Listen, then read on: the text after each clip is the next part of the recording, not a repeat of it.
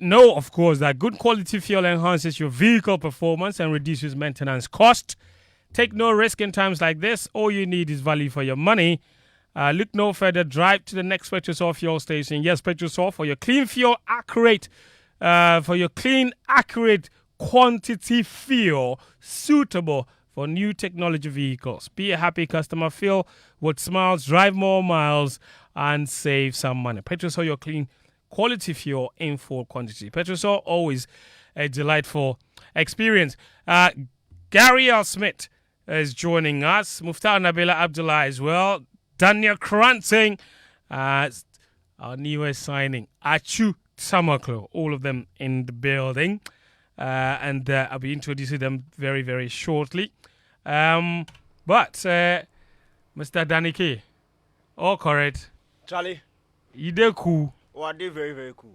You sure? Oh, I'm fantastic. You sure? Because yesterday, the way you were nervous. Well, I was nervous before the game. Yes. Yeah. And then after the game. I was very calm.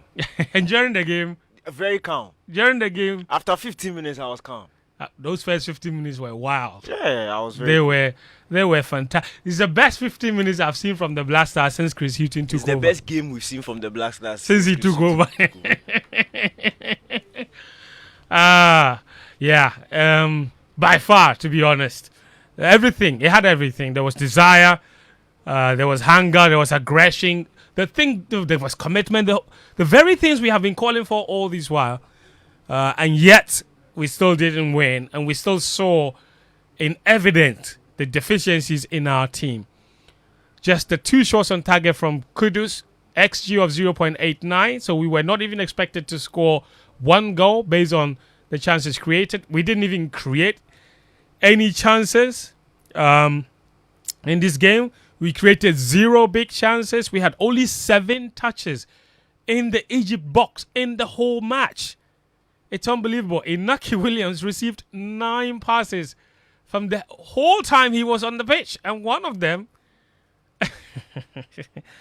there are still major issues with this team. We just passed the ball. Even the period when we were seemingly on top, we didn't make very good use of the ball, and we still ended up being punished, of course. We will talk about the game very, very shortly, but let me take you through some of the reaction from this particular match. And there were quite a lot of talk after the game. Mohamed Kudus was named man of the match. And he spoke after the match. This was his first AFCON game ever. He had never played at the AFCON, and he backed a brace. After the match, he said very silly mistakes cost Ghana the win in this game.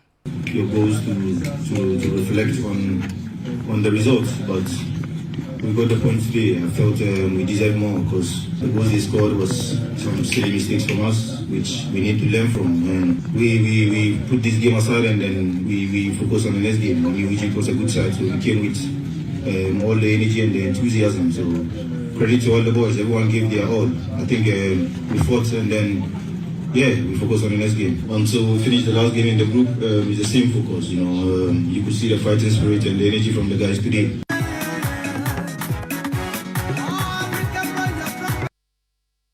That's Mohamed Kudus there. Okay. We're focusing on the next game. And he says that next game, of course, will be a game that we need to win in order to qualify. And he says it is possible for Ghana to win that game and qualify to the next round. Yeah, it's very possible.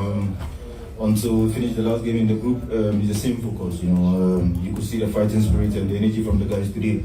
We have to do more than that in the last game, because we have to get the 3 points at all costs, and then we see what's going to happen after. That is Mohamed Kudus. He says it is possible. What about his coach, Chris Hughton?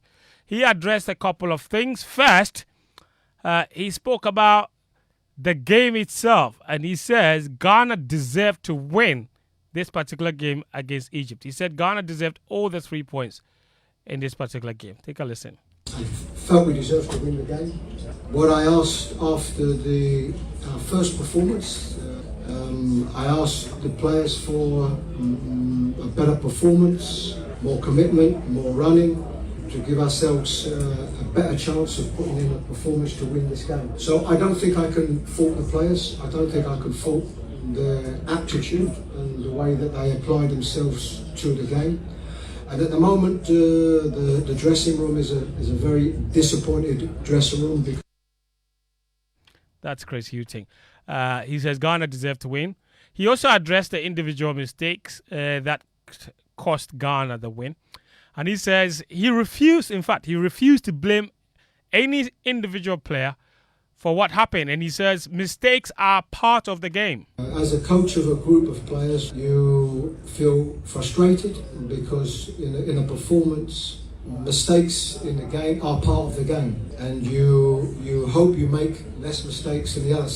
Sometimes teams can make a lot of mistakes and the opposition don't capitalise on them. Unfortunately, two mistakes we made today, the opposition was able to capitalise on them. But we have to accept part of the game. You have to try to limit the amount of errors or mistakes that you make, and of course the team that limits it the most is a team that has a better chance of winning. That's Chris Hughting. So he says they will work to limit the number of individual mistakes that they make. One of the most eventful things from that game yesterday was what happened to Osman Bukhari. Brought on as a substitute in the 73rd minute, substituted in the 89th minute. He lasted altogether 60 minutes in the match, and his substitution came right after he made a mistake that led to Egypt's second goal. And so Hughting, of course, expectedly, was asked why he did that because of all the implications it could have on the player's confidence. And he says they noticed after he made the mistake that it had affected him and he had lost his way. We like Osman Bukhari a lot, and we have a lot of faith in him. I have to make decisions on the bench for what I see. And my feeling is that there are a lot of emotions in the game. And I thought at that moment, once he'd made a mistake, I thought it affected him in the game. So this is not normal. This doesn't take anything away of what we feel about him and the type of player he is. It doesn't change the way they think about him and the kind of player that he is. So that's Chris Hughting on that Osman Bukhari substitution. This show is yours today. So in fact, people say all the time that we talk too much. So we're going to open the phone lines very early on in this show. So you can call in and let us know what you made of the team's performance and what you think would happen in that game against Mozambique, or what you think we should do. And I will take as many phone calls as possible. So write the number down, and we will do that very shortly after I play a couple more voices. There's a number of phone numbers you could call. The first one is 030 221 6541. Don't call now. I'll tell you. Don't call now. I'll tell you when to call. 030 221 6541. So write that down. And then our WhatsApp number, you can also call that one, which is 055 1111 997. So write that down as well. You can send me a message too if you want. And then there's a third number, which is 030 221 6541. Actually, that's the same as the first one. So those two numbers, 030 221 6541 and 055 1111 997. Save those numbers. We'll take phone calls very shortly. Before I even hear from my guests, I want to hear from you guys on what you made of the team's performance yesterday. And I know you have a lot to say. And usually on this show, we don't get to take a lot of opinions. We don't even open phone lines very regularly. So today we'll do that. We're on the back of a very interesting game from the Africa Cup of Nations. Here's one stat you must know, that in the AFCON, in 11 matches, the Black Stars have won only one, dating back to that 2-0 victory against Guinea-Bissau in our last group game at AFCON 2019. That's our only win since the AFCON 2017 quarter-final match against DR Congo when Jordan Ayew and Andre Ayew scored 2 goals for us to secure that win against DR Congo to book our place in the semi-finals of AFCON 2017. Since then, we've only got 1 victory in 11 games. Because after that win against DR Congo, we went to the semi-finals. We lost to Cameroon 2-0. Then in our third place playoff match against Burkina Faso, we lost. Or was it Mali? I beg your pardon. We lost. That's 2 games back to back. Then we came to AFCON 2019. Our first game, I think, was against Benin. We drew. Then we drew our second game against Cameroon. And then we won against Guinea-Bissau. Then we lost to Tunisia. So 4 matches at AFCON 2019. We won just that 1 match against Guinea-Bissau. So you add it to the 2, that is 6 games with 1 win. Then you take us to AFCON 2021. We lost our first game to Morocco, drew our second match against Gabon, lost our last game against Comoros. 3 matches, no win. You add it to those 6, that's 9. Then you come to AFCON 2023. We played 2 matches so far, no win. So that's 11 games at the Africa Cup of Nations. We have just the 1 win to boast of. That is as poor. That is the longest. In fact, Ghana is currently on its longest winless run at the Africa Cup of Nations. That's how bad it is. That's how bad it is. And our last 2 AFCON goals, in fact, our last 4 AFCON goals have been scored by 2 players. Our last 4 AFCON goals have been scored by 2 players. Jiku scored our last goal against Comoros. That was the last time we scored an AFCON goal. Then at this AFCON, he scored again. So he scored back-to-back AFCON goals. And then Kudu scored 2 yesterday. So others are not necessarily contributing goals. And it just goes from bad to worse, our record at the AFCON. But not all hope is lost, of course. Yesterday, lots of individual errors, and some of them are being blamed. But Mohamed Salisu says, don't blame individuals for the draw yesterday. He said blaming individual players kills the spirit of the players. Yeah, I think we win as a team, we lose as a team. There is no individual mistake. When we do mistake, we do mistake as a team. You know, this is the most important thing, because when you mention a player, you're gonna keep the player for the next game. Oh yeah. You understand? It's the most important thing. So we win as a team, we lose as a team. So the most important thing is we need to focus on the next game. We win as a team, we lose as a team. When you blame individuals, you kill their spirit. The man responsible for the motivation for them yesterday was Richard Ofori, the goalkeeper. He was captain. He spoke after the match, and he says they have already put that draw against Egypt behind them and are looking forward to Monday's game against Mozambique. What I'm happy about is we still have a last game to go. That's the most important thing, because sometimes you can't get another chance to go again. So if you still have another chance to go again, we just need to stay united, and then we make sure we move as one family, and then we deliver. Yeah, why not? We are Ghana, and then you can see today we show the Ghana mentality, and then how Ghana play. We show on the pitch today. We showed on the pitch today the Ghana mentality. That's Richard Ofori. What about you? Did you see the Ghana mentality in this game? Were you impressed? Were you happy with what Daniel and I agree has been the best performance of the Black Stars under Chris Hughton? But was it enough? Of course, it wasn't enough to get us all 3 points, but was it enough to give you satisfaction that, you know what, this team is right back on track? Or you still thought that there were many deficiencies, or that this team is not necessarily going anywhere? I don't know what you made of that performance yesterday, but it's brought us to a deja vu moment where we need to win our last group game to qualify. We've been there before and we absolutely smashed it. Like Azik Boache in 2002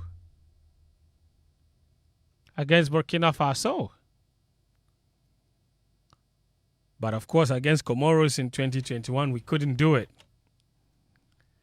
So, what happens next? Listen, I think you can call now. All right? Even before I go to my guys, you can call 055-111-1997 and 030-221-6541. Also, those of you who are listening to us on Twitter Spaces, you can request for the microphone. They will add you and you can speak to us like the phone call. So if you prefer that, just request for the microphone. They will add you as a speaker. Okay, I've got my first caller. Hello. Hello. Tell me your name and where you're calling us from, and then just go ahead and let me know what you made of yesterday's game. My name is Chidiak. I'm calling from Southla. Go ahead. It goes like this. As for me, they've done nothing.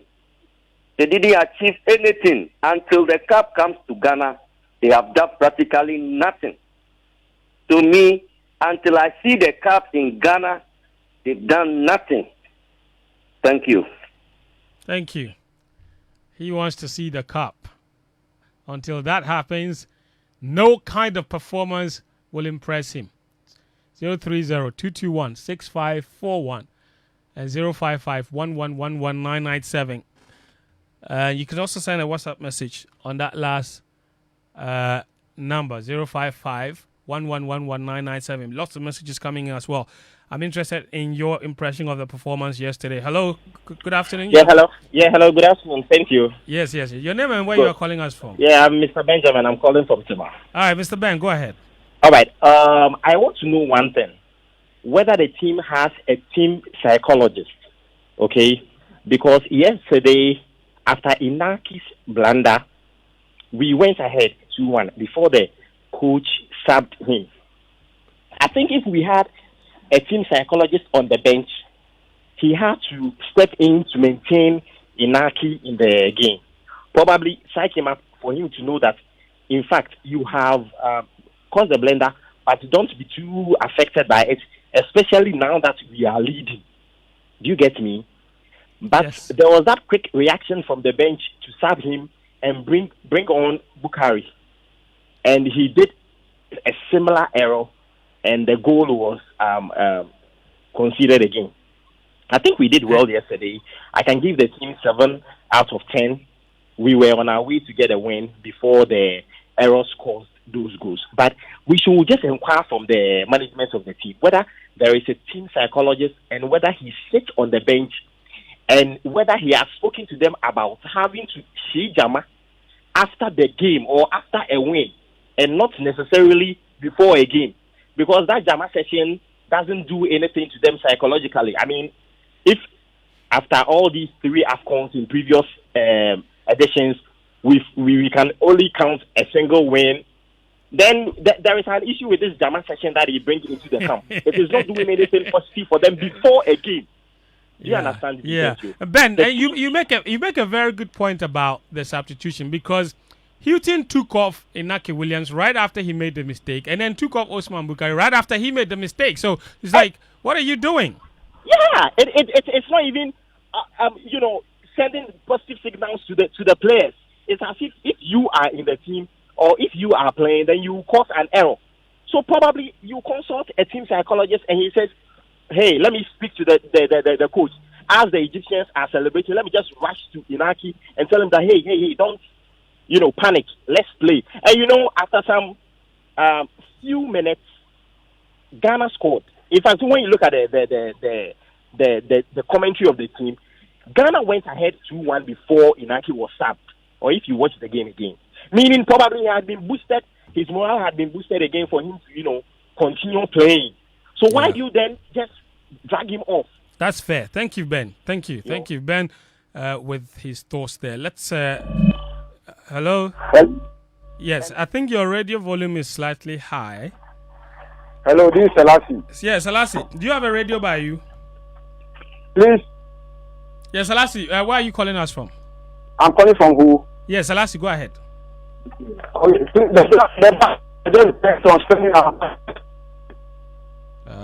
Selassie. And there's one thing I think we need to do. We want to take a and do total overhaul for the Black Stars too. That's the only way we can see something. All right, Selassie, thank you. I think your line is breaking, but I heard the import of your message. You said there has to be a total overhaul of the Black Stars. That's the only way we will get anything decent from this particular team. All right, the numbers again: 030-221-6541 and 055-1111-997. We have a speaker on Twitter, Icon Akpe. Icon, can you hear me? Hi, Fentuo, Tahiru, Fentuo. Fantastic. So from Twitter, Icon, go ahead. Great. So, aside the performance against Cape Verde, that was shambolic. Yesterday's performance, I think, was brilliant. Yeah, I think the only thing the team lacks is more tactical discipline to fight forward. If you watch the record of the Black Stars against Egypt over the years, we didn't really fare well. But yesterday was a good performance. So let's encourage the boys. It's in the tournament. They improve match after match. Give them encouragement, and they'll do better. I think the criticisms are too much sometimes, you see. Let's encourage the boys this time to do well. That's what I have to say. All right, thank you very much. That's Akpe Icon on Twitter there. If you're listening to us on Twitter Spaces and you want to contribute to the conversation, you can request for the mic. They will add you, and then you go live on the radio. Let's go to the phone lines, though. What's your name and where are you calling from? Yeah, Nana from Medina. Yeah, Nana, go ahead. How are you, Abiba? Yeah. My name is Fentuo and I'm fine. Go ahead. Abiba, how are you? Nana, go ahead. Okay, so real quick, our coach, I can't kaka because when the first goal came, I realized like suddenly we were in an defensive mood. Young progressive in an early stage of a game. This is successfully coming back from a break. Now I start defending. How long can you defend? Instead of you going at them and probably getting a second or a third. That's one issue. Also, I have a query. This is to you guys. I don't know if you try and make it sensible to me. I don't know why the coach keeps benching Joseph Fentuo. No, that why is something different. Strong, fast, quick. Always taking on his opponent. Onyebona is straightforward. He's taking on his opponent. And 99% he ends up with the 18-yard board of the opponent. However, this coach somewhat I don't understand. Please try and make it sensible to me why this guy is still on the bench. Hardly gets minutes. Look at the time he brought him in yesterday. And I don't get it. This guy, anytime he gets the opportunity, makes a point. We see the influence of the guy. And yes, still on your minute. How? I don't understand. Okay, Nana. We'll try and find you answers. We're noting down all your queries and questions. Joseph Pencil, why doesn't he start? He did start the last match, so it's not like, I know that in the past he hasn't had a lot of playing time, but he started the last game and then came off the bench in this game against Egypt as well. So, at least now, I think the coach is seeing his value. Maybe unless you want him to start every single game. Let's go back to the phone line. Your name and where you're calling from? Good afternoon. My name is Edward. Edward, where are you calling us from? I'm currently at the official ground. That's right. Go ahead. Please, I want to say that yesterday's performance was much, much better than the previous games that we have watched. So I am encouraging the guys to go all out against the Mozambique, and I think we'll get the result, necessary result. That's all I want to say. Very well, Edward. Thank you. Let's go to Paddy Ebenezer on Twitter. Paddy, can you hear me? Yeah, Fentuo, I can. Yes, Paddy, go ahead. Good afternoon. Yeah, good afternoon. Yeah, I believe, I think it's about time we think about replacing Jordan. Yeah, we appreciate his work, but it kind of hold us back considering the attackers we have. Really, we have pacey attackers, but he always slows our game down. And our last game against Mozambique, we will need these players, these more fluid attackers to aid us to break them down. I was listening to your stars and per what you said, we had, I think, one of the fewest touches in the Egyptians' boxes. We had only 7 touches in the opposition box. Imagine that. And it's very bad. We are happy with the draw, or we are trying to get some joy over the draw. But when you look at the stars, it's not speaking very well. So Jordan has to do more. It's either he gets into the box with the ball, or he's dropped for someone to take on players into the box. At least we might even get a penalty from doing that. Thank you very much. Thank you very much, Ebenezer. And, he mentioned Jordan, and I'll just take you to his individual stats. Yesterday, he had 0 shots, not even a shot off target. 0 shots altogether. He had 1 touch in the Egypt box for the whole 90 minutes he was on the pitch. He made 1 key pass. He had 0 successful passes into the final third. He completed 0 dribbles despite attempting to dribble 2 times. He was dispossessed 6 times, and he lost 12 out of his 18 duels. Now, that is as awful a performance as you can get. And even yesterday, his biggest supporter, Mr. Daniel Koranteng, was very frustrated. And if you're looking for... I was frustrated. Oh, yes, I saw your tweet. He said, come on, Jordan, pass the ball. And that ball he didn't pass was what resulted in Ghana's first goal. No. Yes? No. Yes. I tweeted it. I was watching the game. That's not why I tweeted. Okay. Bottom line, you were frustrated. It wasn't passing the ball enough. All right, fine. That we have established. Let's go to the phone lines. Again, what's your name and where are you calling us from? I'm Lemo, calling from Doria. Very well. Go ahead. Okay, so I have 3 issues. The first one is our coach. He's not able to read the game when the game is going on. So all the water breaks are going to our disadvantage because nothing happened.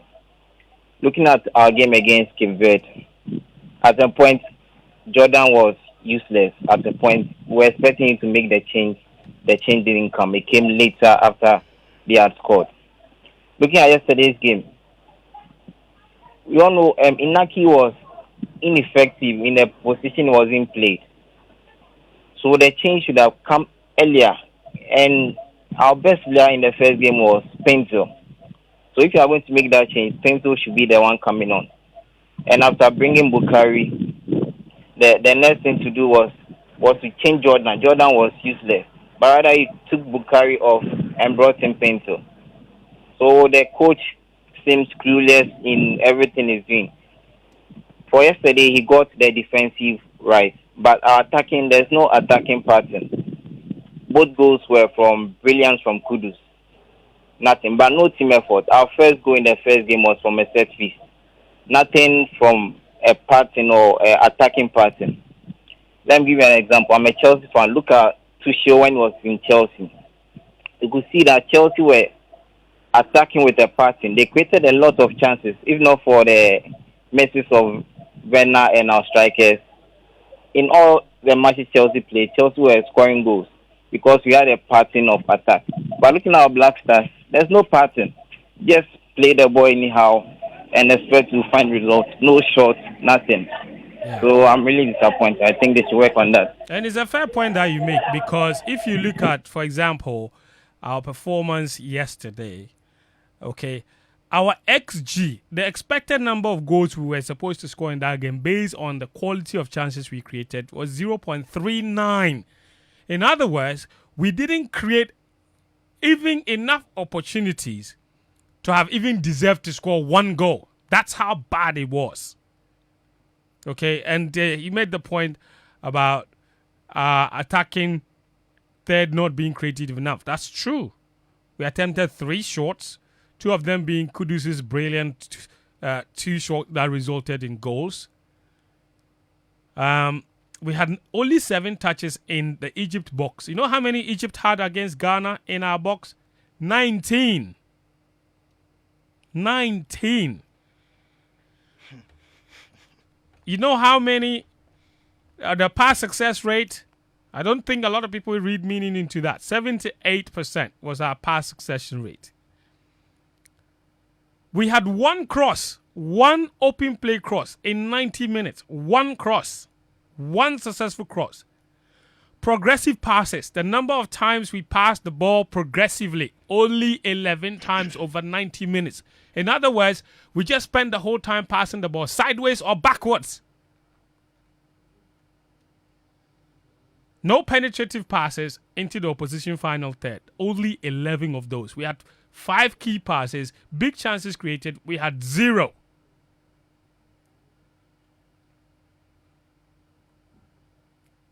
It was awful from the attacking performance. Let's get back onto the phone lines. Hello. Yes, what's your name and where are you calling from? Yes, this is John calling you from Laura in the Upper West region. John, Katuma. Yes. Katuma me. Oh, everything's correct here. You have done well. Let me use this opportunity to say good afternoon to my incoming MP for Laura, Honorable Jacob Derry. He is the MC for Laura.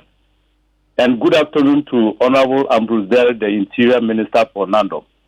My brother, I only have one problem. And my problem is we have Ghanaian private media houses doing sports every day. But when it comes to a bigger tournament like African or World Cup, most of the Ghanaians being denied by watching this kind of tournament. And my biggest problem goes to GBC. I think that it's a Ghanaian Ghanaian-owned media house. And we pay taxes for GBC to still maintain up to date, but we've been denied of watching our own tournament. You see, go to the whole Africa. When it comes to a tournament like this, there's nation media house used to attach with their private media houses so that the people of the entire country will watch the match. You know, the support base is, if we all give this support helping hand, that is where Ghana will win this cup. But yesterday match, I think that our defense is very, very loose. And I would say that if it is not because of Kudus, I think Ghana would have been packing up to date. Very well. He made his point. GBC, give us the right one. Let us also show the AFCON. That's what George is saying. Let's go to Twitter where Ruben Miles has joined us. Ruben, where are you joining us from? Tahiru, I'm joining you from Teshi, Lekman. That's right. Ruben, go ahead. Let's hear from you. My first point is about Inaki's pass to the defense. I blame Prof for that mistake because when you look at the pass, it wasn't meant for the goalkeeper. It was meant for Prof. And Prof realized the player was rather attacking Prof, but Prof was not attacking the player. So by the time he realized, he was caught off guard. And that was when the first goal came in. And secondly, in our local language, I didn't see what Bukari was doing. Bukari literally didn't know what he was doing because at the point he had the chance to just clear the ball to the corner line. He decided to go towards his own pole. And trust me, the striker that was following him, Mahmoud, is playing in the top team. And he would never let this chance go. So personally, I don't want to blame individuals, but I feel that the coach should have even seen that Prof was tired at the point. And Alidu was excellent in the games we played in Kumasi. You could see his zeal. You could see how he was always trying to hold on the defense. He gives us less chances when we are attacking, but defensively, he's able to stand on his ground and get the ball for us. So personally, I think going into the next game, the mentality they started, the Egypt game was good. You could see a lot of progression. You could see a lot of zeal in them that they want to win the game. And this is the last game. We lose, we are gone. If we win, we can do our calculations and see how best we'll go as a country. So to me, this is the problem I found in the game, and I think going into the next game, the boys should do a better turn for us. Very well. Very, very well. Thank you very much for that. And that is Ruben joining us on Twitter Spaces. You could also join us, of course, on Twitter Spaces. Also, if you prefer, phone line as well. You can join us. You can just request the mic, okay? And then speak, all right? On those of you listening on Twitter Spaces, you could request the mic and speak. I don't have another speaker added, just Ruben Miles, who just spoke. And of course, we'll try and add some of them. Now, I'm going to, for example, Ghana's pass map here. Okay, Ghana's pass map here. All right, to see the number of times our attacking players distributed ball among themselves. And I'll take you through that very, very shortly. And if you look at Jordan Ayew, Antoine Semenyo, Mohamed Kudus, Inaki Williams. Inaki Williams and Antoine Semenyo, forward players. They played as part of our front three. They did not exchange a single pass together. They did not exchange a single pass together. So they were just running around at the front there, no coordination. They couldn't access each other. And they played right next to each other because Semenyo was in the middle, Inaki Williams was on the right-hand side. And yet, they didn't exchange a single pass together. So you're talking about why we didn't create. These are the reasons.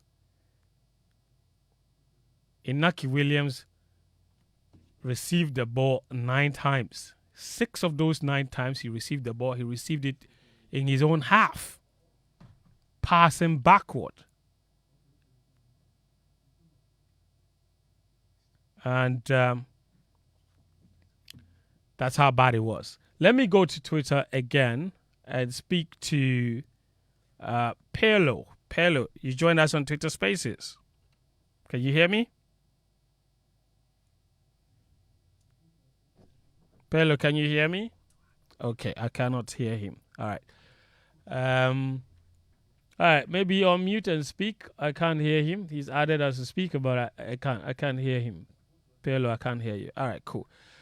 You know what we're going to do? We're going to pause the phone calls now and also the Twitter Spaces and then come and speak to our resource people. Is Ado there? Ado, are you there? I'm here. Yes, Ado. Okay, you go ahead. The only positive thing yesterday we can think for the game was Kudus 2 goals and maybe probably you not being called Abiba. Because this we were very, very terrible. How on earth did Jordan stay on that pitch for 90 minutes? Jordan Ayew. No crosses. The only defense he has for himself is being the most foul player in the Premier League. And not even winning a single penalty for his team.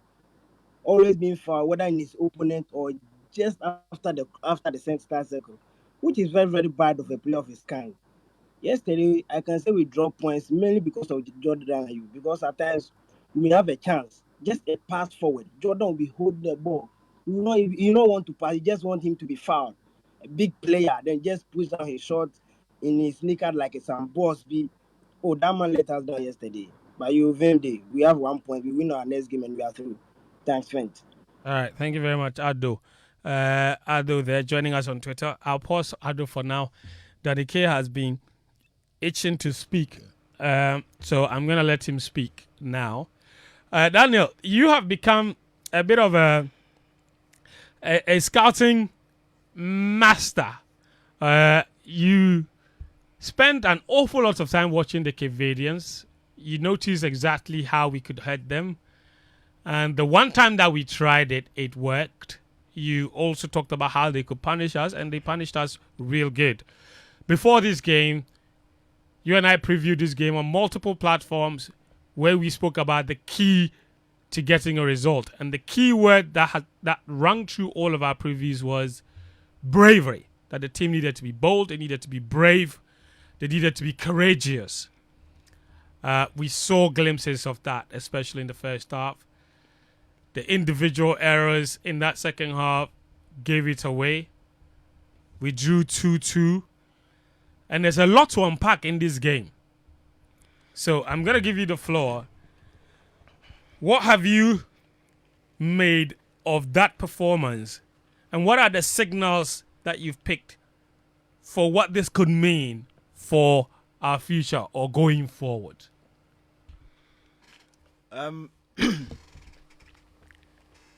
I'll start by saying it was a 10 over 10 coaching performance.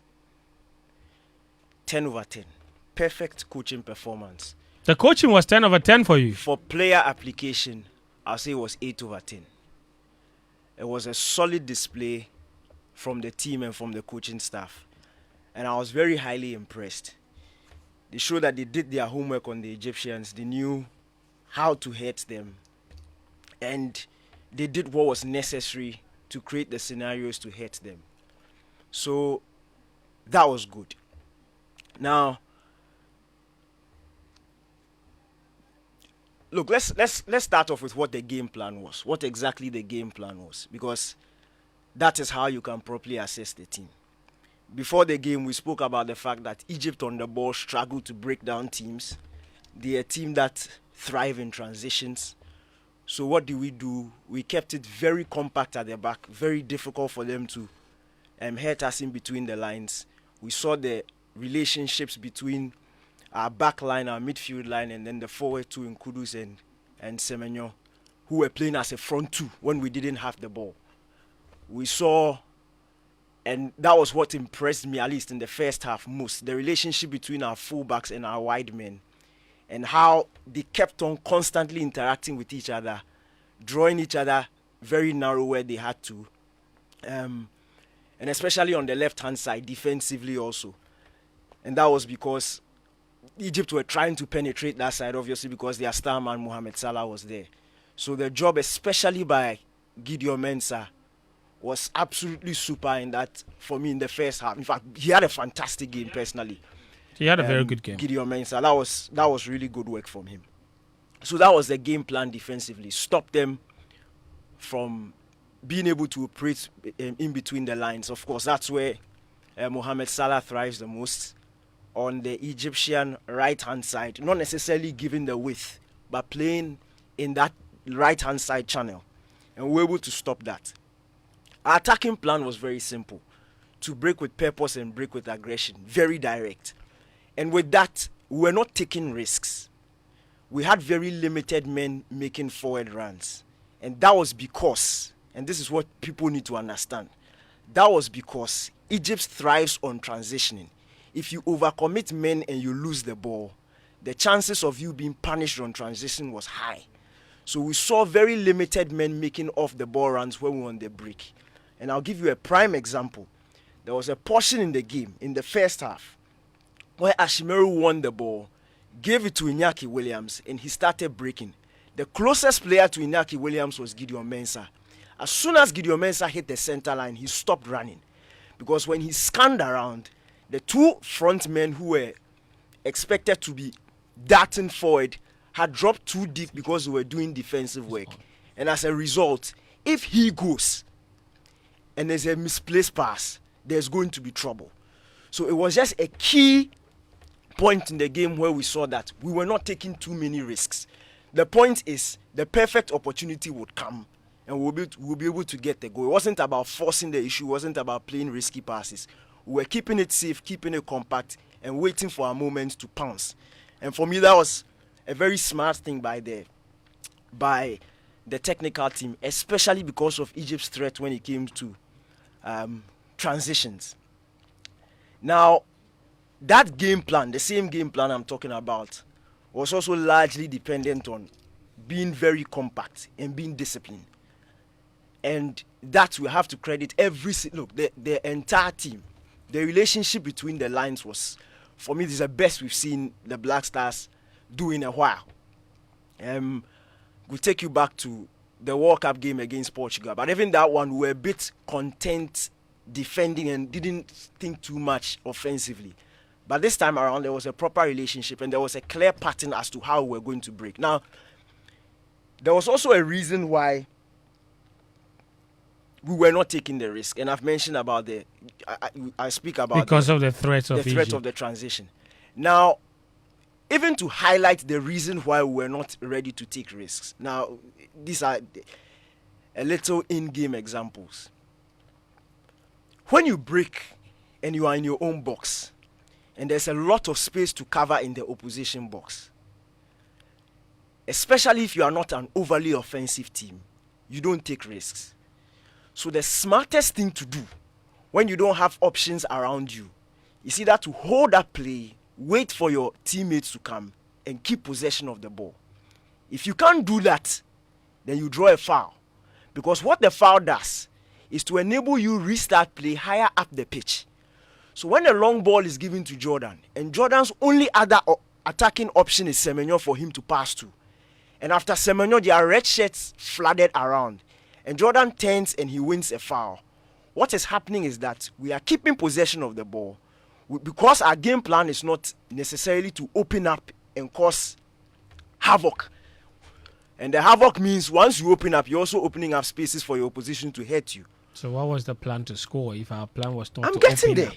I'm getting there. You scored 2 goals. You're talking about XG. But the XG, you see, there's context to everything. The XG for an open poll for Egypt's goal is what resulted in the very high number. And that wasn't a chance they created. So you they forced the issue. They forced... When Inaki turned, the Egyptian attacker started running because he could anticipate that was going to happen. Fortunately for him, it did. And he pounced on it. So I give you another in-game example. In the first half, there was a long ball looking for Hamdi on the left-hand side. Gideon Mensah read it brilliantly. He headed it into Ashimeru.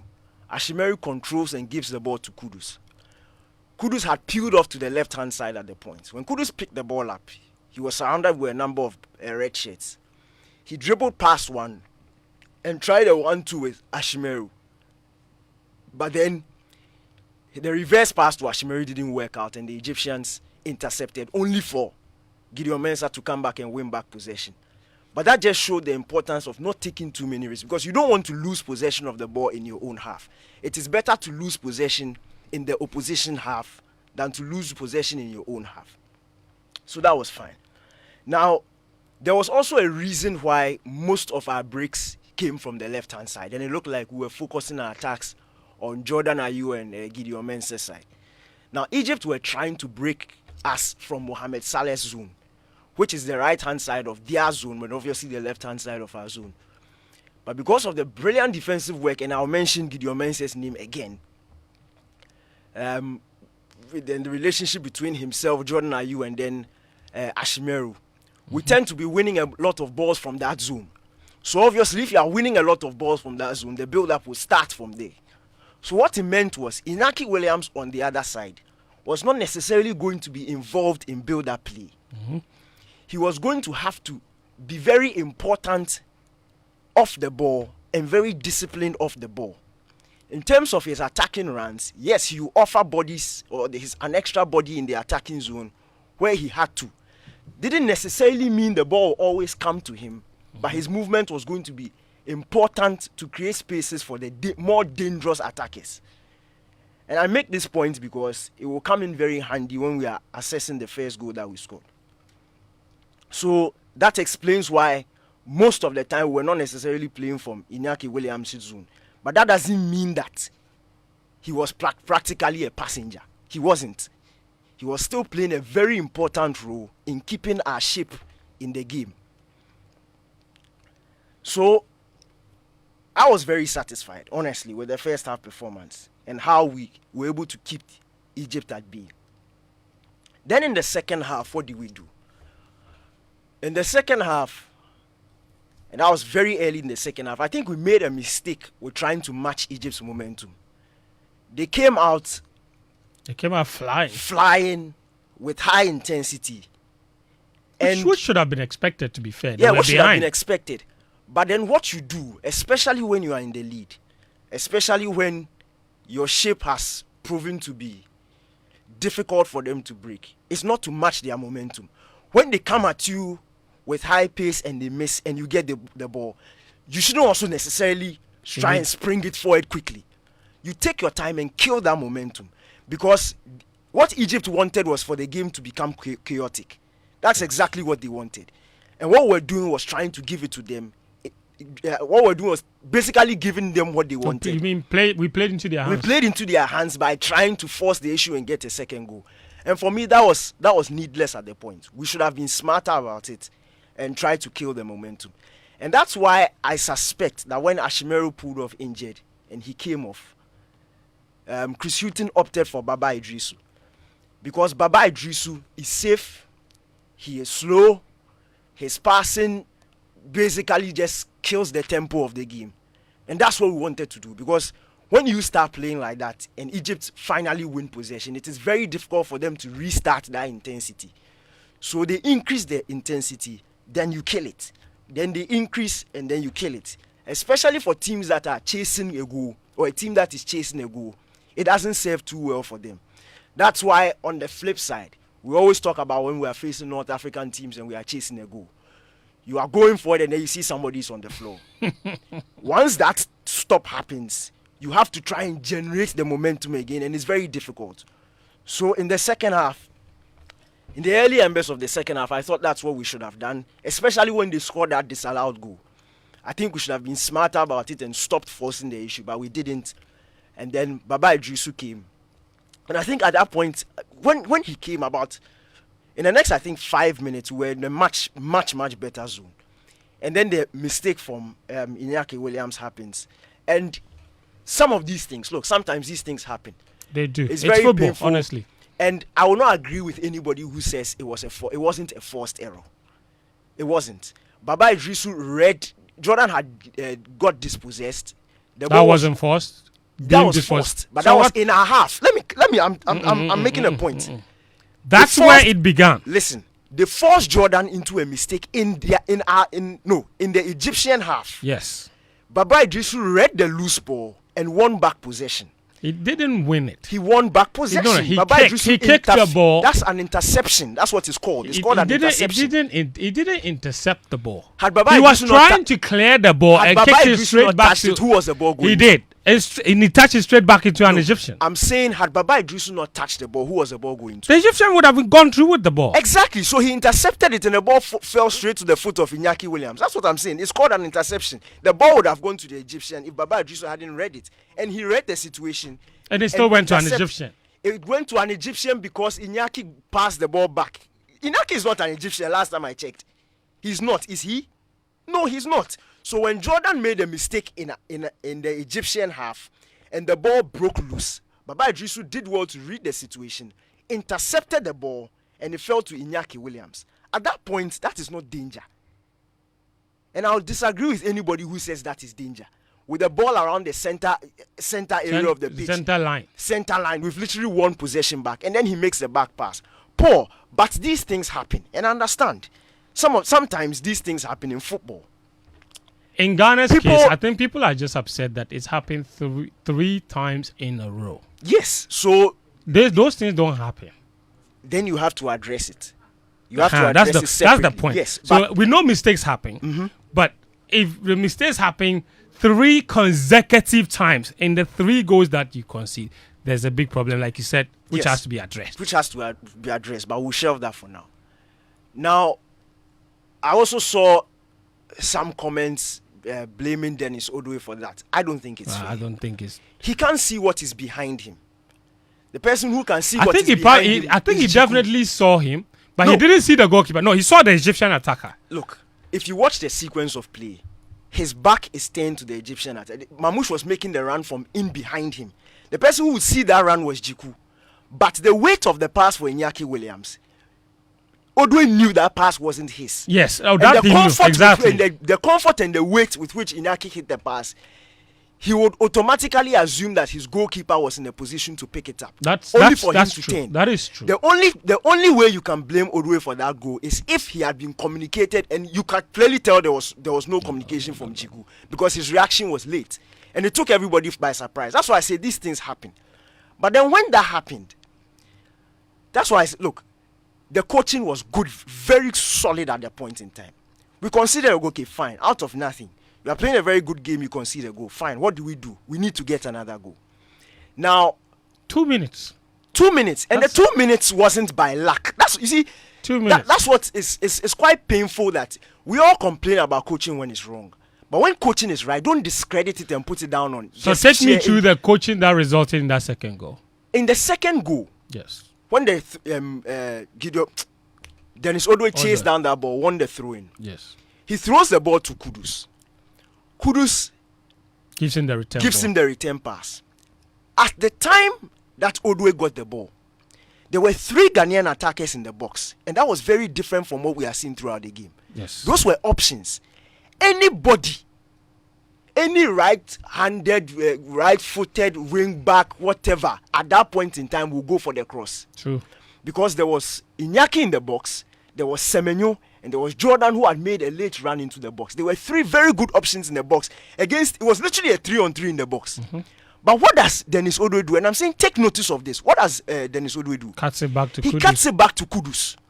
Now, throughout the game, when our attacking players got into the final third, when you see something, a theme or a scenario repeats itself over and over and over again, you can tell it's clear instruction. Mm-hmm. The instruction was to give the ball to Kudus. When you are in the final third, give the ball to him. If he's available and if he's free, give the ball to him. So despite the fact that there was a 3-on-3 in the box that why do I keep on calling him Gideon? Odwe could have crossed the ball too. He sees Kudus, who is making that run. He's free. He's in the final third. He gives the ball to Kudus. That is coaching. And you can't tell me that is relying on individual brilliance. So that's not. Did you see Argentina at the World Cup? You create a scenario. When you enter a certain zone, give the ball to Messi. You have Kudus, so why won't you use his why? I don't get it. You have a player like Kudus who can produce magic. Then you are telling me that you are relying on the magic. What sort of logic is that? If you have Messi in your team, and you create a scenario, if you are giving the ball to Messi in defense and he has to run from defense and to attack, then you can say that is maybe relying on individual brilliance. But if you manage to create a scenario and in the final third he's able to peel free and you give the ball to him and he works his magic, that is clear instruction. The first goal we scored, when Jordan got into that zone where he locked himself with 3 Egyptians around him, tried to dribble, it didn't work. Watch the movement of the players inside the box. When Jordan lost possession, everybody was retreating. He wins the ball back immediately and watch Kudus. Kudus peeled off. As soon as Salis got the ball, there were a number of passing options. He could easily have gone to Ashimeru. He could have swung in a cross because there was Iñaki and there was Semenyo in the box. But what did he do? Kudus has made half a yard of space. Instruction, give the ball to him. It is instruction. You don't know what he can do. I have a question for you. You're saying that Salis or Odoi, in their wisdom, would see Jordan in the box and see Kudus free and give the ball to Jordan. If you they don't need to be told. It's not they don't need to be told. You said this instruction. I'm telling you that.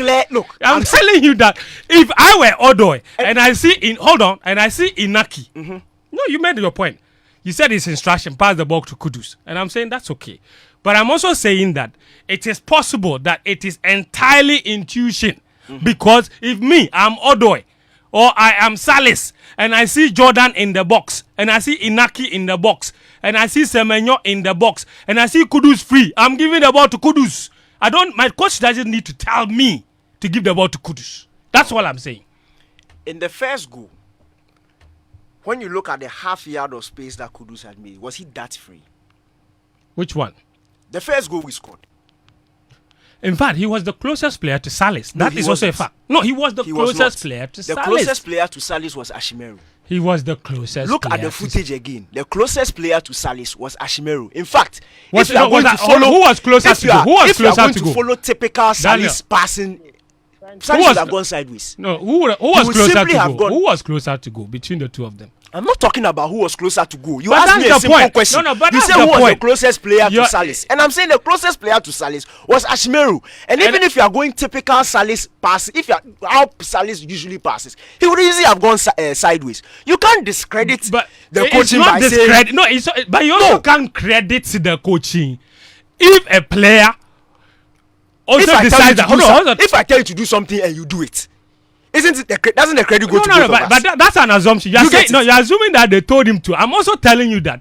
And I'm telling you repeated sequences in the game where Kudus was free. How many? We had different players who were free, but they still look. So in that case, how many shots did Kudus take? Let me land. You are interjecting. I'm building a point. I'm trying to point out to certain things that made sense in the game. Look at the break that we made. Another thing that shows the instruction of the team. And there were so many instances when we got into the final third. Mm-hmm. Now this is a combination of 2 points I made. Mm-hmm. In the second half, there was a breakaway. The one everybody is insulting Jordan Ayew for. Where Iñaki made a darting run inside. When he picked up the ball on the left-hand side, why didn't Jordan make that through pass? What happened during that sequence? Jordan picks it up. He comes inside. Kudus peeled himself free. Was free and was calling for the ball.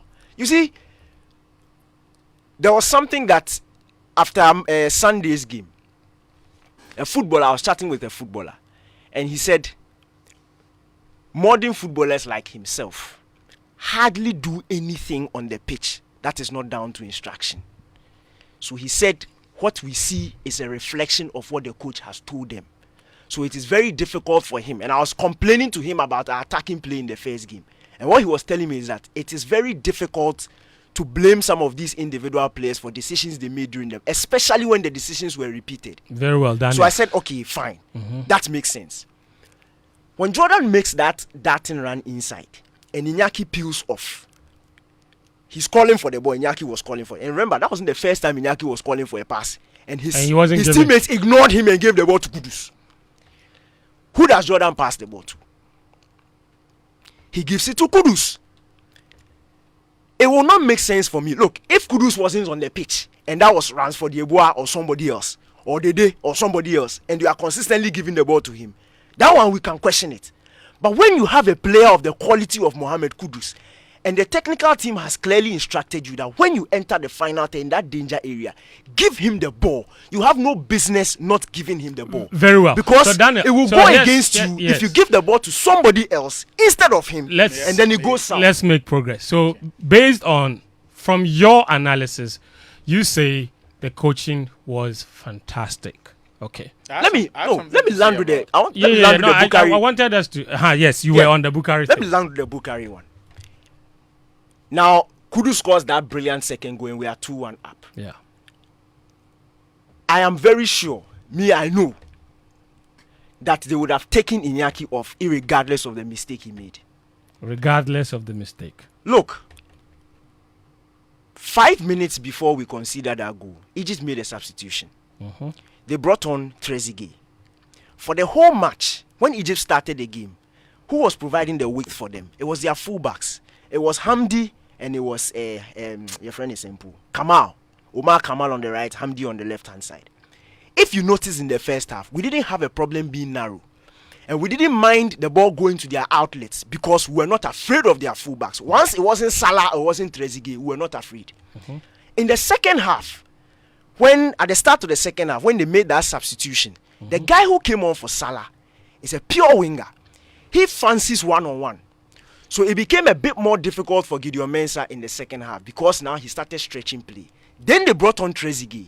When they brought on Trezeguet, now there was a double. They had two wide men, Hamdi on the left-hand side, Trezeguet on the left-hand side, which became very difficult for Dennis Odwe to deal with. And now it meant that Iñaki would have had to hug the line a bit in trying to defend him. Now, if Iñaki wins the ball on the touchline, now he has to operate as a pure winger when he's breaking forward. So we had to make a switch. And that's why the Bukhari thing made sense. Because what happens was, when Bukhari came on, Salis was asked to sort of help out on the right-hand side, and Bukhari became like a third-man auxiliary.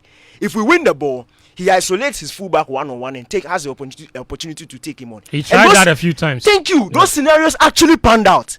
And had he been a better frame of mind, look, those 2 chances, he rushed across. And you could tell that it wasn't typical. It was Bukari. after the mistake too. It was after the mistake too. Yeah. If that was typical Bukari, he's taking on that guy all day. That's why I say coaching-wise, the plan actually made sense. And the margin for error in the second game is much thinner than in the first game. If you could take rest 10 minutes to the end of the game in the first game, you can't necessarily do that in the second game. Because if it goes out and we lose, we're out. So what does he do? Instead of waiting for Bukari to recover, and you can't tell when he's going to recover, we have to be snappy about it. Bukari will get over the mistake. So bring on Joseph Pins, who can do that same job. I don't even have a problem with the At substitution all. I don't have a problem with that. that. It's happened before many times. Yes. So take him off and he will get over it. Then again, in those same dying 10 minutes, why would you take off another winger who, for me, he's not flashy at all. He can be very annoying to watch, honestly, when you want to move forward. In Jordan Ayew, he can be so frustrating. But in the last 10 minutes, if you can't predict where momentum will switch to, you don't want to have another attacking midfielder on the other side or attacking winger on the other side and lose some certain nuances that you will need very late in the game. Egypt themselves started killing momentum. It's almost like they were satisfied with the draw. You pick your moments in the last 10 minutes. You don't force the issue. If you watch the save, the one that what's his name? Salisu almost made down when he swung. Yes. Hey, that wasn't. If you notice, it wasn't a well-fashioned out chance from Egypt too. They left the guy to dribble. Nobody was supporting him because they themselves were afraid. You don't take chances like that. It was good Salisu didn't stick his leg out. It was very good. What I'm saying was that in terms of the plan that we put together, you thought it was good. Look, it is 10/10. This is the best we've seen. The guy, he has frustrated us. Chris Hughton has frustrated us. But if he's doing well and what he did, look, we have to encourage it. And no, as for yesterday, it was our best. If he repeats that same performance and that same level of aggression, yeah. There's no reason why we can't win the last game. That is the problem. Repeated good performance. That's always been consistency. Be consistent with the performance. Well, what we've seen is 1 in 11 or 1 in 12. Charlie, no, this thing they frustrates me. It cannot be. During the World Cup, the Mexico and Argentina, was it Mexico Argentina? Yeah, yes, Mexico Argentina game. We are sitting there. The game is dull. Argentina will bring the ball when they get to the final. You give it to Messi. Do you think they are not correct? Do you think they don't know who they have? You have Messi, you have Kudus. You are telling me that when we get to the ball, if you have is Kudus. So I don't even think that anybody has said that is not necessarily a wrong tactic. What was Egypt doing when they're trying to get everyone to Salah? But you see, for me, hold on. Achutamaklu, thank you for joining us as well. Welcome to the Joy family. All right, we didn't give him a proper welcome. You came at the right time. When the place is hot, and it's hot. It's hot. The WhatsApp number is 055-111-1997. Achutamaklu just came off television. Gary Al Smith and Muftawu Nabila Abdullahi have also joined us. Both of them have joined us on Zoom. Muftawu, let me come to you. In fact, you've been on from the beginning. I'm sorry I kept you waiting for quite a while. You said you were rushing to go to the media center. So I'm going to take your thoughts on the game. You watched that from inside the stadium, from the media stand. You saw the players after the match. You interviewed some of them at the mix zone. Tell me about mood and what the feeling is like, especially heading into that last game. I'm sure, obviously, from the interviews you sent us, a lot of the players, including the coach, visibly were very frustrated that we didn't win the game after what was our best performance so far under Chris Hughton. What about what indication is giving you about going into the future? Does it give you any sort of sense of encouragement that, you know what, I think that the players are finally up for it? Fentuo, you just hit the hammer right on the head. The noise we heard in the dressing room of the team and everything that we heard, even after, which I don't want to put in the public space because of how I think some of these things could happen, or could even bring some lots of negative energy into the team. Is that what I can just say is that they are all positive. They are positive because disagreements are part of the game. Disagreements clearly show that everyone is committed to one cause. Everyone wants to achieve an objective. And I think that everyone that I've seen here is actually committed to the cause of the Black Stars. And you mentioned the right thing when you said that this is Ghana's best game under Chris Hughton. In fact, he admitted it himself. He said this is his best game since he took over the coaching job of the Black Stars about a year ago. And speaking to some of the players, in as much as they were very, very disappointed, they also believe that if they're able to put up the kind of performance that we saw on Thursday, there's a possibility that they would have a very good game against Mozambique. What matters, according to Richard Ofori, is that the boys can control their own performance, but they cannot control what the outcome of the game would be, because it is only their performance that can guarantee whether they would win or not. So it is important everyone is pumped up for that game against Mozambique, which is going to happen on Monday. And just a quick one, Fentuo. Listening to that, Danny talk about the repeated patterns of play.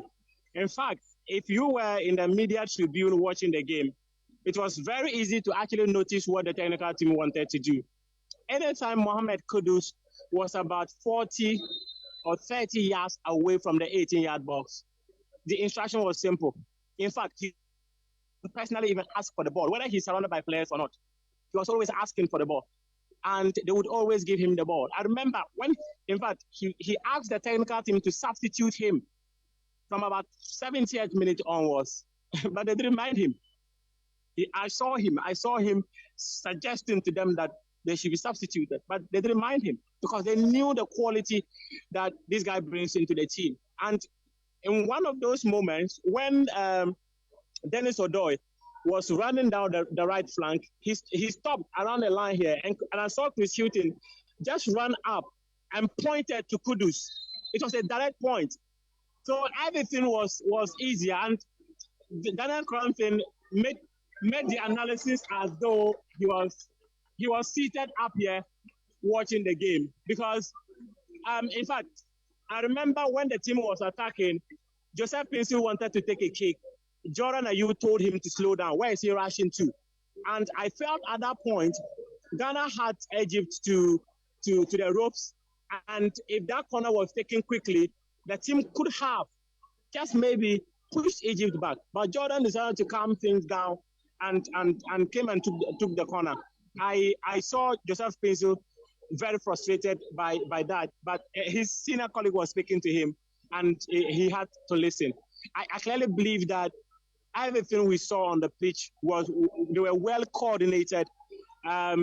Chris Hughton, George Boateng, and Didi Dramani, they spoke often on the technical area, and this one was visible to everyone who was seated here. And we saw every single thing. One thing that I heard Daniel Amate talk about when we were speaking to him at the mix zone was the fact that they need to communicate more. That is the players on the pitch. They need to communicate more, because the technical team can easily issue instruction. That back pass that went to, that was supposed to, I don't know where it was supposed to go back to Baba Idris or something, because he was well placed to receive it. But the pass that went to the goalkeeper, it was a simple instruction. And I saw Chris Hughton lift his hand, suggesting where the pass should go to. And unfortunately, maybe like people would always say, on the pitch of play, the players don't see. They don't know what is happening. You can even talk to them, they will not even hear you. But in the end, he gave the pass to a different place, and this resulted in this. But I am very confident, based on what I saw, these boys will be out to the task come Monday against Mozambique. Thank you. Very well, Muftawu. One last question before I let you go. Everybody, in fact, on the social media space, there's a lot of talk about what potentially this substitution, substituted on, substituted off would do to Osman Bukhari. Did you see him after the match, and what was his body language like? And I'm sure you also spoke to Chris Hughton about that. What is that whole situation? How is it being handled? Okay, so the Osman Bukhari I saw was okay. It was rather Iñaki Williams I saw who was very emotional, and he was completely down. I suspected he had something like tears in his eyes. For Osman, he was okay. He looked very okay, but it was rather Iñaki Williams who was not too okay, based on what I saw in the mixed zone. Speaking to Chris Hutton, what he made us to understand was that he was much closer to the boy. He realized that the boy had become so disturbed, and it was important that they took him off because they felt he was not in the right frame of mind to continue in the last 7 minutes that the referee had added into the game. That was why he was substituted. But let me just add quickly, one of the callers spoke about the fact that we need a psychologist. And I have mentioned this many times. I remember on match day 1, I asked Alexander Juku whether the team feels they need a psychologist. And he said that a young team need to grow. About a year or two ago, when Otoado was in charge of this team, there were conversations about the possibility of having a psychologist to be part of the technical bench who would always help them in some of these things. And one official of the FA said that Otoado himself is a psychologist. I think it's about time they divide the roles of a coach and a psychologist. The coach cannot play the role of a psychologist. You are saying that right now we don't have role. one in the team, like a designated psychologist? We don't. Interesting. We don't have one right now as you and I speak. So I think that it's important we divide those roles. The coach should focus on technical things. The psychologist focus on the psyche of the boys. It is really, really important. It is. And it is. Trust me, that conversation I had with Alexander Juku after match day 1 clearly suggested that the energy of the boys was completely different. And we've spoken about this on Game Plan many times, where we say that anytime the team is down, they lose themselves, they lose their body and everything. If we had a psychologist, all these things will be sorted out. And I think it's important the FA could begin to factor in the role of a psychologist within the technical team. That would always help them so that the boys will be in the right frame of mind to compete. All right. Very well, Muftawu. Very well done. Thank you so much, Muftawu. And be careful with the Acheke, because over there, if Daniel, tell him, if your stomach you. Boga. If you're just one Boga. And that was once a day. That place, if your stomach you are in trouble. Anyway, thank you. After eating the Acheke, my stomach was doing. Muftawu Nabila, thank you very much. Take care of yourself. Muftawu Nabila Abdullahi there, and we'll get to him again as and when we get more, or we need more updates. You're listening to Game Plan on 99.7 Joy FM and Hits 103.9 FM, sponsored by Petrosol. Of course, every drop matters just as every penny counts. Good quality fuel enhances your vehicle performance and reduces maintenance costs. So take no risk in times like this. All you need is value for your money. Look no further. Drive to the next Petrosol fuel station for your clean, accurate quantity fuel suitable for new technology vehicles. Be a happy customer, fill with smiles, drive more miles, and save some money. Petrosol, your clean quality fuel in full quantity. Petrosol, always a delightful experience. Also by DSTV. DSTV, this is your moment. It's your African moment, and DSTV is your home for all the goals, action, and drama. It's time to cheer on the Black Stars. Catch the Africa Cup of Nations live and in HD on DSTV beginning from 13th January to 11th February 2024. Be assured of world-class studio analysis from our excellent pundits from across the continent. On the move, don't worry. You can catch all the games also on DSTV Stream. Download it from Google and Apple Store now and watch all the action. Remember, it's your African moment. You can reconnect or stay connected on *759# to enjoy the games. DSTV, it's your moment. Gary L. Smith is on the line with us. Achutamaklo is also here. I'm going to go to them very shortly for their takes. But my good friend Christopher Nimley is listening, and he sent me a very long message for Daniel Koranteng. And he says, this team will never go forward as long as Jordan Ayew is not benched. The coaching from this technical team is bad. The most important coaching, in my view, was to tell the players to calm down under pressure. our defenders kept ballooning the ball throughout the first 20 minutes of that second half. At this level, if a player is afraid to lose the ball, then he has no business on the pitch. Why bring Baba when he cannot help keep the ball? Bad substitution, hence bad coaching. For once, I disagree with DK. We'll be back very shortly, so do stay with us here on Game Plan on 99.7 Hits FM and on 99.7 Joy FM, I beg your pardon, and 103.9 Hits FM. We'll be right back. The show is sponsored by Petrosol as well as DSTV. Kevet have just scored against Mozambique. So Kevet lead by 1-0. Baby scored the goal in the 32nd minute. So that would mean that if Kevet were to win, they would get 6 points. And Mozambique will come into that game against the Black Stars with a point, just like Ghana. So it would be winner takes all. Chalet war. It'll be small war. That would be. Now, let me read some messages. Okay?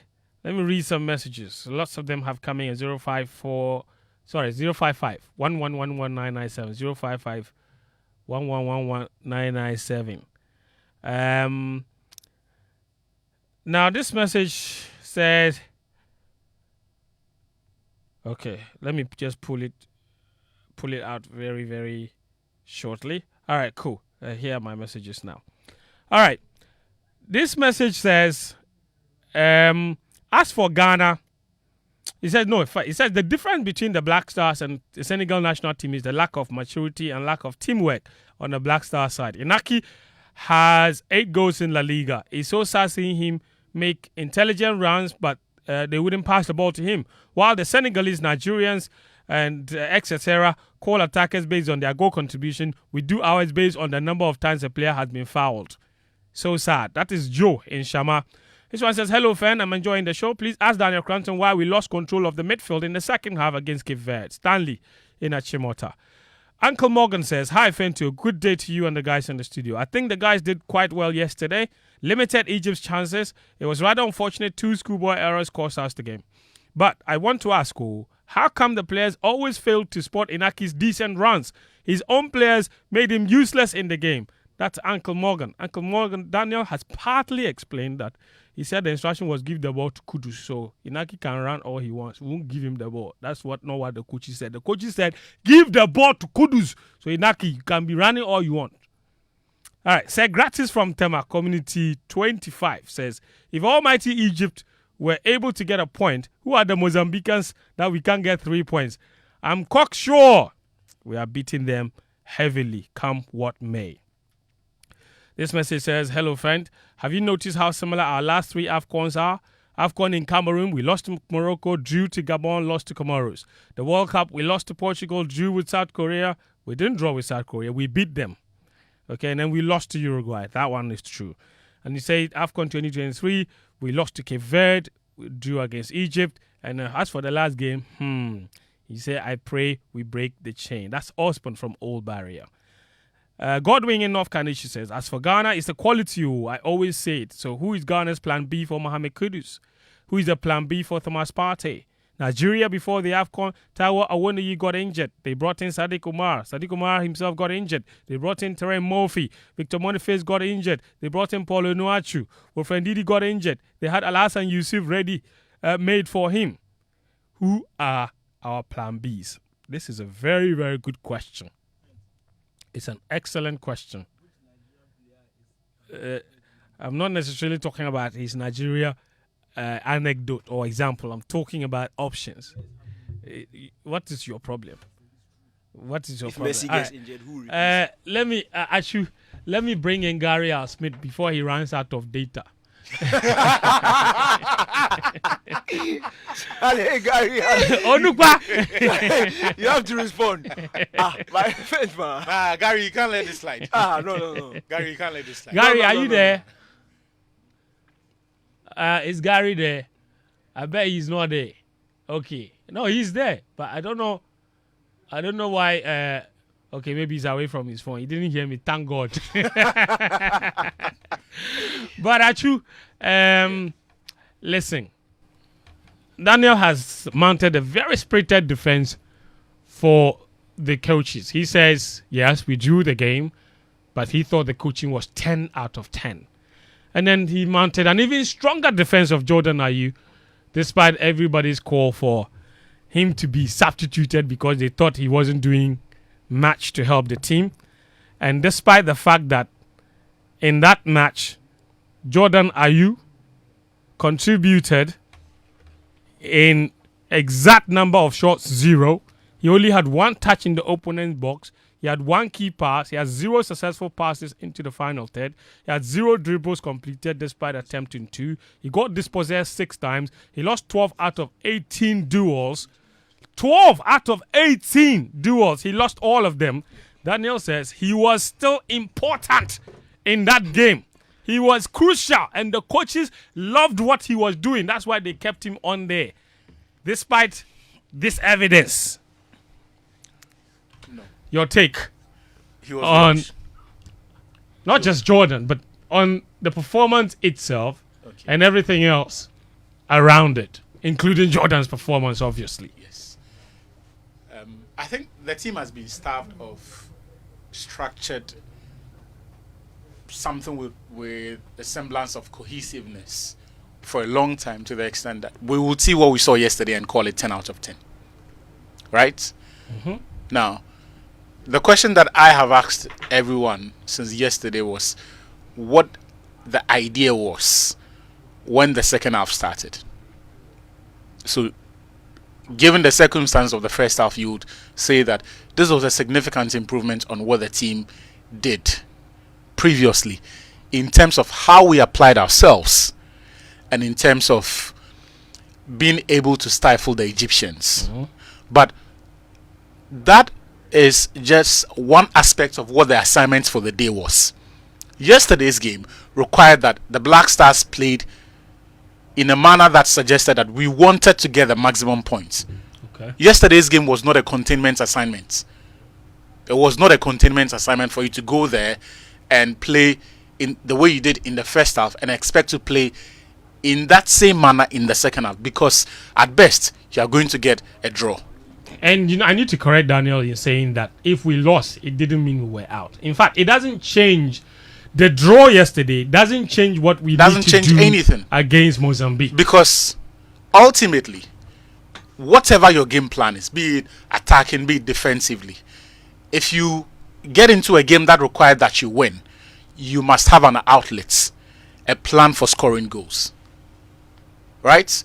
And you will see that plan, there is a certain consistency, certain attempts to recreate that scenario. And so if, for example, the goal that Mohamed Kudus scored, you would realize that if that was indeed the way we wanted to score, you would realize that there will be 3 or 4 multiple scenarios of trying to find Kudus, creating the space on the edge of the area and trying to find him.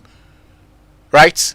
Because in the simplest of terms, the whole point of coaching is to, as much as possible, maximize the scenarios that allow your biggest contributors to be involved in the game and be able to influence the game in your favor. Create chances. Yes. I.e. create Again, chances. the whole point of coaching is to, as much as possible, create the scenarios that would allow your best contributors to be able to influence the game in your favor. And then at the other end of the pitch, you limit the scenarios that allow any chance at all for your opponents to get anything from the game.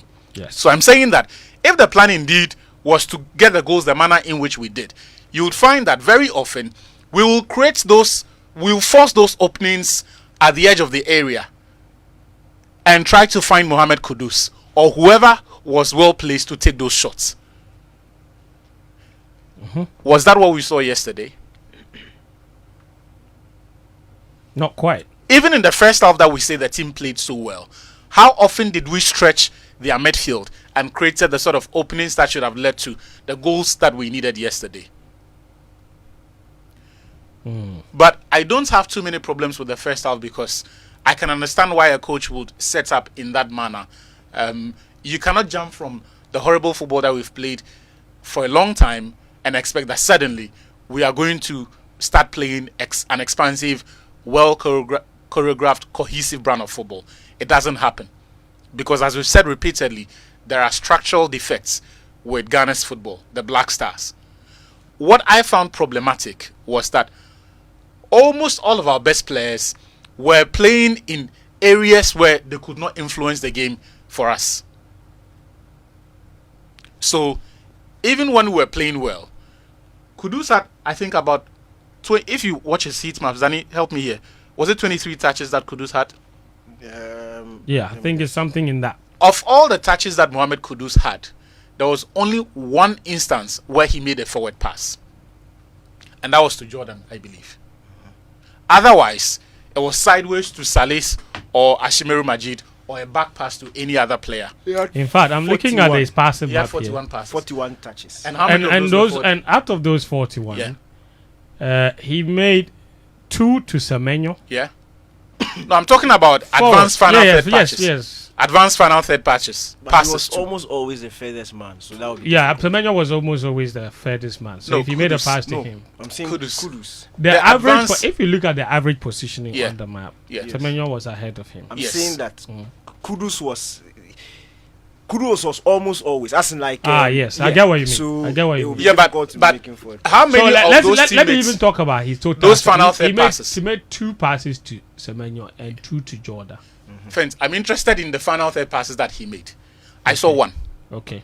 I Final checked third, yes. Yes. Because those are the areas where he can hurt the opponent. True story. Every other thing that he does apart from that area is just to help the team get a grasp of the game, maintain possession, or take the steam out of what the opponents are doing. Yeah. Where you really want him to influence the game is in the final third. And he this wasn't there a lot. He wasn't there a lot. No, and he could not find players there a lot. The one you should be looking at Right. is the final third passes received, not he given. I'm coming, I'll come to that. If you check that of Iñaki Williams, over 70% of Iñaki Williams' 9 touches were in the second phase of the build-up and in Ghana's half. Iñaki Williams He received 9 passes. 9 passes of the 73 minutes that he stayed on the pitch. Iñaki Williams' significant contribution in an attacking sense were on 2 occasions. He received the ball once in the half space and he touched the ball once in the penalty area. So it was practically impossible for Iñaki Williams to be able to fashion out anything significant attacking wise. And just as Danny has explained, often when Iñaki had the ball, he was caught in a scenario where he did not have the skill set and he did not have the support around him to get out of those zones. Daniel says it doesn't matter. It does matter. He because said his job was to maintain width. Which he did. But I'm just saying that whenever he had the ball and he wanted to progress, because look, the coaches will prepare you to do a certain job, but they will not be in control of all the scenarios that you will be involved in when the game starts in real time. True story. And it is down to the player to, in that moment, determine what is the best course of action. Whether to make the simple pass, try to take on the opponent's 1v1, or even hold on to the ball. It is down to the player's judgments. And I'm saying to you that because you cannot forecast every single scenario and which skill sets and which decision is the best, 9 out of 10 times, it will be down to the player's judgments.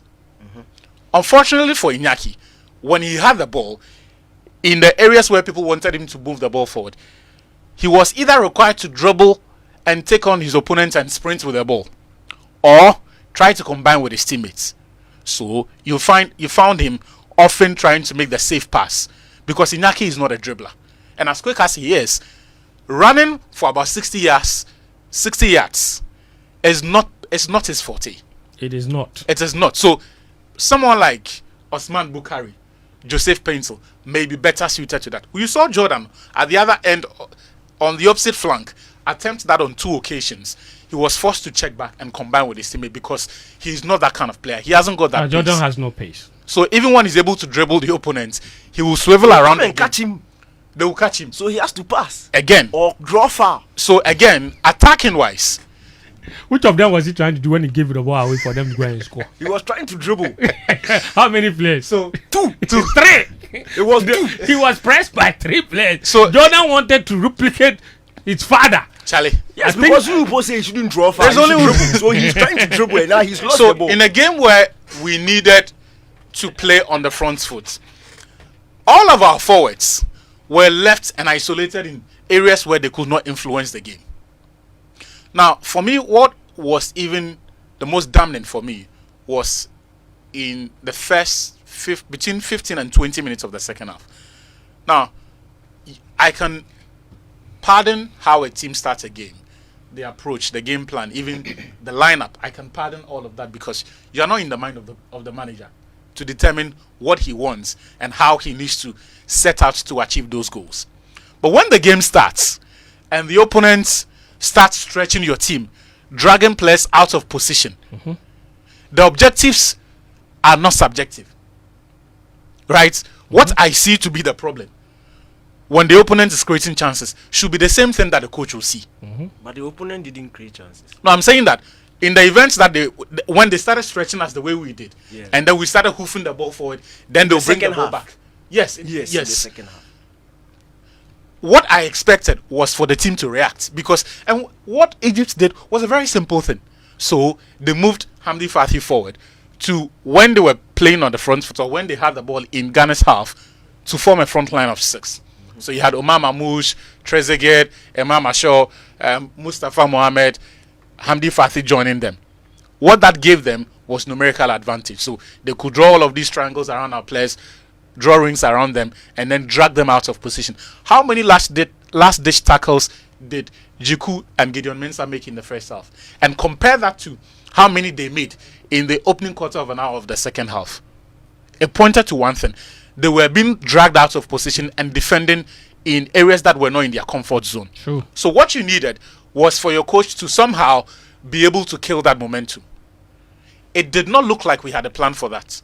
And indeed, whatever it is that they tried, if they tried anything at all, because I didn't see anything beyond the Ashimeru Majid substitution, it did not work.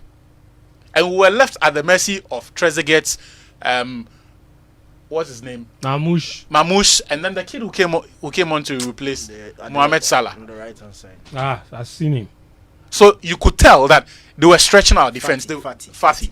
They were getting behind Ghana's defense. The only thing they could not do was to convert those openings into real goal scoring opportunities. And on another day, with a little bit of quality, the opponents will get that. Right? So they found a lot of spaces. And for me, that's the problem. They found a lot of spaces. What is the point especially at a point where we thought that we were bringing on another DM to show up, to be more compact. It had the opposite effect. Look, before we continue, whatever the DM requirements and questions are, Baba Idrisu is not the problem. I don't want to see him in the Black Stars team again. You mean he's not the solution? He's not. Thank you. What kind of defensive midfielder has an inexplicable inertia towards making tackles? Like, I don't get it. It's as if it's like telling me that Baba Idrisu is a pseudo DM. He's a false DM. So as for him, he's there, but he doesn't make tackles. He will try to cover the ground, but when do you know that? And listen, Daniel, this will blow even your mind. That in the whole game against Cape Verde, Baba Idrisu, who played 90 minutes, made 0 attempts, 0 tackles. So of what the numbers don't lie. Of what value are you to the team? 0 attempts, 0 tackles in 90 minutes as a DM. Look. So until I don't want to see him. Let's find another, even if it's let's find another DM, right? Let's find. Look, Salis will have his problems. He would have his off days, but we also need to come to the point that as part of our team building, we need to give certain players who have shown promise the time to grow.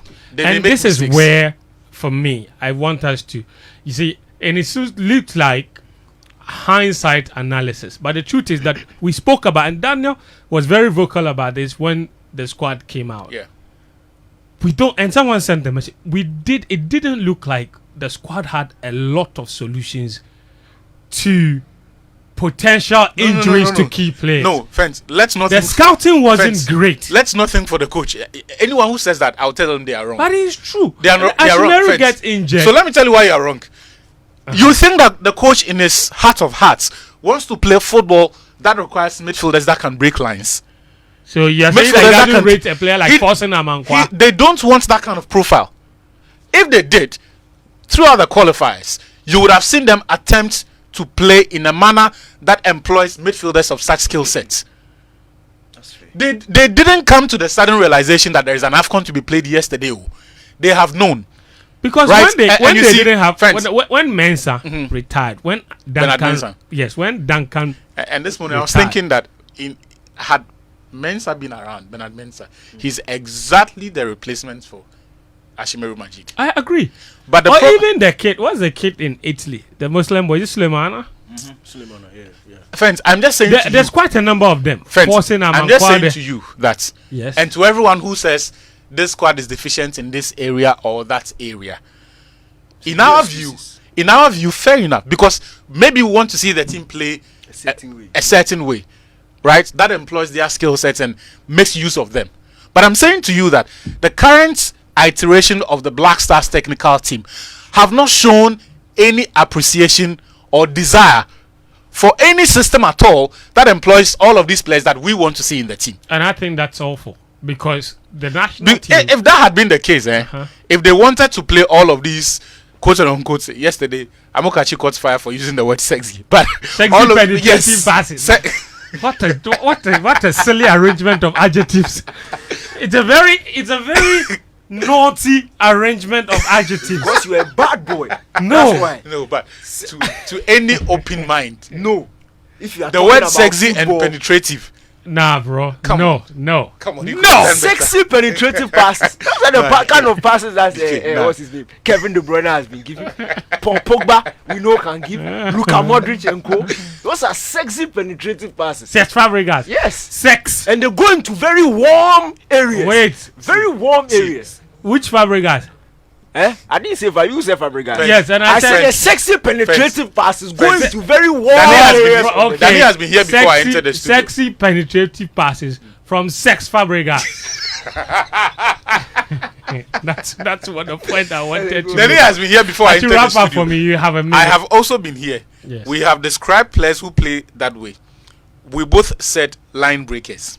Yes. None of us said any of what's sexy. So I'm just saying, if they wanted any of these midfielders, you would have seen them use them or attempt to build a team with them.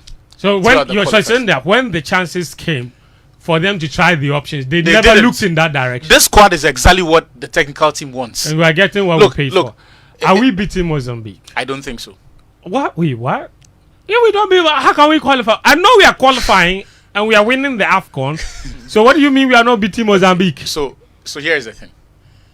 They are down 1-0 at halftime. They got a penalty which was ruled out by VAR, by the way. We would have to win by a goal margin better. No, we just need 4 points. If we get 4 points, Fence. we'll finish as one of the third place team. Trust me. No, we need 4 points. So what if even in Cameroon, 2 points were enough. 2 points. That's why I was telling Daniel that his analysis that the Egypt game was high risk and we shouldn't take risk. You know? I'm saying if we lost, we could have been in trouble. If we lost and we would still have needed to beat Mozambique. No, it's not about needing. It's about finishing with 3 points as against finishing with 4 and points. I'm saying that if we finish with 4 points, they are guaranteed. There will be a team with 3 points that will make it to round of 16. Let's bet. Yes, but you don't know that. No, but I'm saying that if you finish with 3 points minus 1, you can lose to somebody with 3 points 0. There will be somebody with 2 points who will even qualify. So it won't come down to the -1, -2. Look, in Cameroon, we needed 2 points to progress. But we didn't know at the time. And we didn't. We didn't know. Friends, in the end, 2 points were enough. Friends, in the end, we couldn't get the 2 points. And you're saying we won't get. That is why I'm pessimistic. I'm saying that our body of work, the current iteration of the Black Stars, does not inspire confidence. What about you, Daniel Koranteng? I don't know. If Chris Hughton is brave like what he did against Egypt, which he has to be, if there's more purpose, and improves the in-game management, if there's more purpose in attack, I think we can. If not, then Charlie, Cote d'Ivoire is here. It's not. We can come home quick. This is what that one cry. You see, that one cry. The fans can save their $400 because if they stay there longer, the money will finish. That's our show for this afternoon. Game plan on 99.7 Joe FM, also on 103.9 Hits FM, brought to you by DSTV as well as Fentuo. So my name is Fentuo, Tahiru Fentuo. The show will be available as a podcast on all podcast platforms as well as on YouTube on the Joy News YouTube channel. Do check it out a little later in the day. Daniel Koranteng, Achu Tamaklo, as well as Muftawu Nabila Abdullah join me here on the show. We're back again next Friday. Until then, all the best to the Black Stars.